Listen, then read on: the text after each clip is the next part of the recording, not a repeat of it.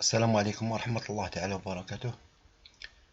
اليوم في هذا الدرس إن شاء الله راح نطرق لموضوع فك الحظر عن حساب فيسبوك معطل. طريقة سهلة، وأنا بحثت في الطريقة أيها الأخوان زعما كملاحظة، وشفت بعض الأخوان يحطوا فيديوهات في الشرح وكذا، ولكن فيما يخص الروابط لإرسال الوثائق والهوية يضعون روابط، يعني تدخل من هنا واخرج من هنا وادخل من هنا، معقدة جدا.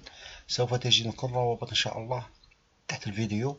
كل ما أطلبه منكم هو الاشتراك وإعجاب وترك يعني تعليق، يعني لدعمي إن أردتم، وإن لم أردتم يعني أنتم أحرار. المهم أنا سوف أجعل لكم روابط. فيما يخص الرابط الأول أيها الإخوان، هذا الرابط الأول هنا يعني للإبلاغ عن المشكلة. فيما يخص الإبلاغ عن المشكلة سوف نضع هنا سوف نضع رقم الهاتف أو الإيميل الخاص بالحساب، خاص بحسابنا. هنا سوف أضع لكم رسالة يعني تحت الرابط، ما عليكم إلا نسخها ولصقها هنا رسالة تكون يعني خاصة لإدارة فيسبوك. وهنا نحمل الوثائق التي نكون قد قمنا بتصويرها يعني بهاتف، أو نقوم بتحميلها. وكإشارة يعني وكنصيحة، يعني الوثيقة يعني الرسمية الذي يقول بها الفيسبوك هي يعني نسخة من باسبور، أو بطاقة يعني بطاقة تعريف، أو بطاقة إلكترونية تكون يعني فيها الاسم واضح وكل أمور واضح. هذا فيما يخص الرابط الأول. هذا سوف إن شاء الله بقدرة السميع العليم سوف تجدونه تحت الرابط في الفيديو في الوصف إن شاء الله. فيما يخص الرابط الثاني، الرابط الثاني يعني كحيلة نستعملها يعني لتغيير الاسم. نريد طلب يعني من فيسبوك كتغيير الاسم. هذه الحيلة وهذه الطريقة يعني مجربة، يعني لا نقول تتطلب وقت، ولكن يعني تبقى على حسب إدارة الفيسبوك في الوقت الذي يعني يقومون فيه من التحقق من هذه الوثائق والرسالة. فيما يخص الرسالة هنا يعني واضحة. نبعث هذه ونبعث هنا، ندير نضغط على envoyer. عندما ننتهي من هذه العملية نقوم بالعملية الثانية. العملية الثانية نأتي إلى هنا،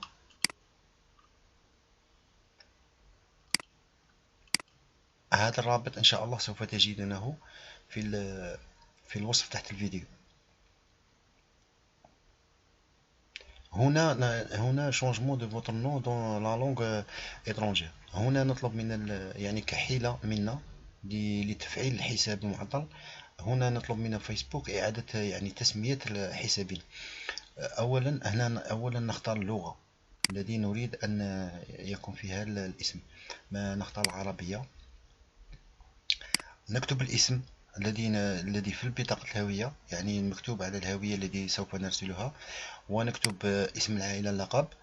وهنا نقوم بتحميل الوثائق. نضغط يعطيك تحميل الوثائق. هنا للعلم يعني نستطيع أن نحمل يعني صورة، اثنين، ثلاثة، حتى 5 صور من وثائق. يعني ممكن تكون بطاقة تعريف، بطاقة يعني إلكترونية، بيومترية، باسبور إلى آخره. ومن يعني من الأحسن باسبور في هذه العملية الأولى اللي شفناها. ونبعث ونضغط هنا envoyer. وبهذه العملية وكل ما علينا هو الانتظار، ننتظر رسالة. سوف هنا بعد العملية بعد الانتهاء من هذه العملية سوف تأتينا رسالة على الإيميل أو على رقم الهاتف الذي نحن مشتركين به. تأتيك رسالة أن الفيسبوك سوف يدرس هذه الوثائق ويتحقق منها وما إلى آخره. ننتظر بعدها يومين أو 3، وبعدها ننتظر. إن لم يعني بعد يومين أو 3 إن لم يفتح الحساب، نقوم بنفس بالعملية وتكرارها يعني يوميا.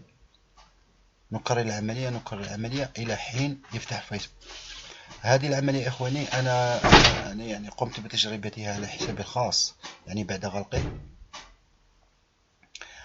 وتطلب مني الأمر يعني 3 أشهر، انتظار 3 أشهر.